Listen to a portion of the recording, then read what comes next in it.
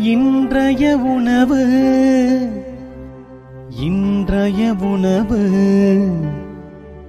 இன்றைய உணவு.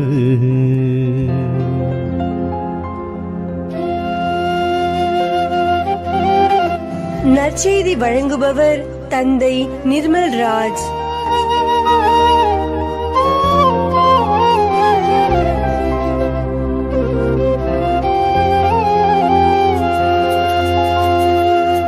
இயேசுவில் பிரியமுள்ள சகோதர சகோதரிகளே, உங்கள் அனைவருக்கும் இயேசுவின் பெயரால் வாழ்த்துக்களையும் ஜெபங்களையும் அன்போடு உரித்தாக்கிக் கொள்கின்றேன். இன்றைக்கு லூக்கா நற்செய்தி 9ஆம் அதிகாரம் 11 - 17 வரை உள்ள இறைவார்த்தைகள் நம்முடைய சிந்தனைக்கு தரப்பட்டிருக்கின்றன. ஆண்டவர் இயேசு 5 அப்பங்களையும் 2 மீன்களையும் பலுகி பெருகச் செய்து 5000க்கும் மேற்பட்ட மக்களுக்கு பகிர்ந்து கொடுத்த ஒரு அற்புதத்தை இன்றைக்கு நம்முடைய சிந்தனைக்கு நாம் எடுத்துக்கொள்வோம். அன்பானவர்களை, ஆண்டவர் இயேசுனுடைய ஈர்ப்பு தன்மையுடைய அவருடைய வார்த்தைகளை கேட்டு அநேக மக்கள் அவரிடத்தில் பின்தொடர்ந்து வருகிறார்கள். இயேசு அவர்களுக்கு போதித்துக் கொண்டிருக்கிறார். மாலை நேரம் ஆகிவிடுகிறது. எனவே சீடர்கள் இயேசுவினிடத்தில் சென்று, இவ்விடம் பாலை நிலம் ஆயிற்றே, சுற்றியுள்ள ஊர்களுக்கும் பட்டிகளுக்கும் சென்று தங்கவும் உணவு வாங்கிக் கொள்ளவும் மக்கள் கூட்டத்தை அனுப்பிவிடும் என்று சொல்லுகிறார்கள். அதற்கு ஆண்டவர் சொல்லுகிறார், அவர்கள் போக வேண்டிய அவசியம் இல்லை, நீங்களே அவர்களுக்கு உணவு கொடுங்கள் என்று குறிப்பிடுகிறார்.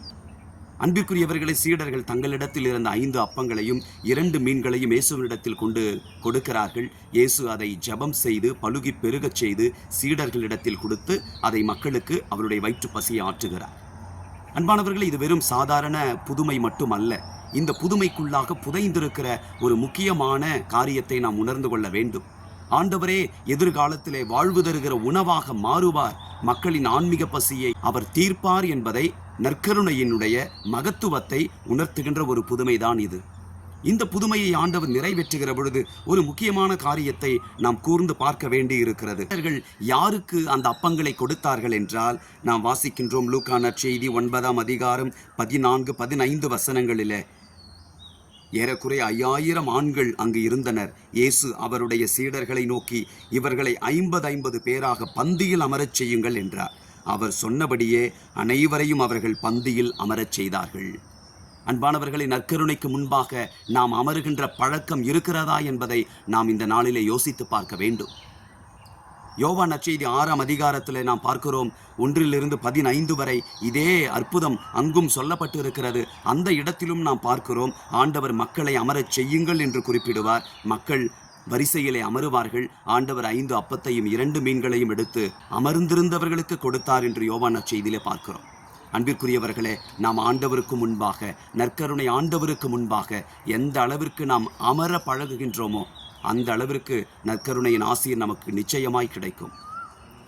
எங்கள் அன்பின் ஆண்டவரே, எங்களுக்காக மனு உருவெடுத்து எங்களுக்காக இன்றைக்கும் வாழ்வு தருகிற நற்கருணையாக எங்கள் உள்ளத்திலே வருகிறவரே, எங்களோடு என்றென்றைக்கும் வாழ்கின்றவரே, உம்முடைய சன்னிதானத்திலே எப்பொழுதும் நாங்கள் அமர்ந்து ஜெபிக்க, நற்கருணையின் வல்லமையை உணர்ந்து நேரத்தை உமக்காய் செலவிட செய்தருளும். நற்கருணையின் மகத்துவத்தை, வல்லமையை ஒவ்வொரு நாளும் உணர்ந்து உம்மிடமிருந்து வருகின்ற ஆசீரை எங்கள் வாழ்விலே நாங்கள் பெற்றுக்கொள்ள செய்தருளும். உம் திருமகன் இயேசுவின் பெயராலே ஜெபிக்கின்றோம் தந்தையே, ஆமேன். God bless you.